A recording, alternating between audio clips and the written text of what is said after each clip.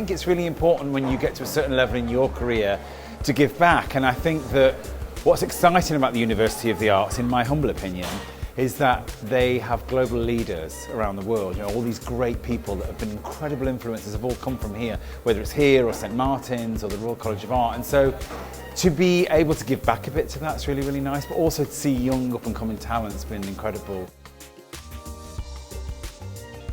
For our industry, collaboration is incredibly important for the simple reason that you learn to think outside the box, because your opinion is different to somebody else's. And so if you can work with a great photographer and a great makeup artist and a great hairdresser and a great stylist and put all that together, the idea of collaboration for me is absolutely paramount. I think I've collaborated with some of the best people in the world, and it's always then that you get incredible results.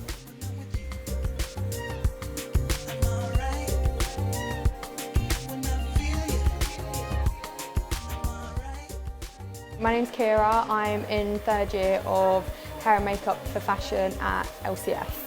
John, he told us about architects, makeup artists, loads of other people who we don't normally hear about, and it was quite good to know that, because these are other names that we can now look up and kind of be inspired by.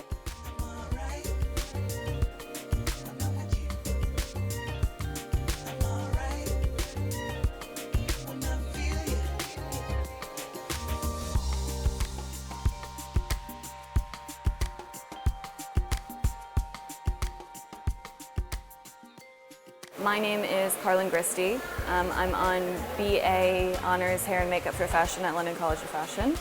And I'm hoping to get out of this course today just a different perspective from another hairstylist.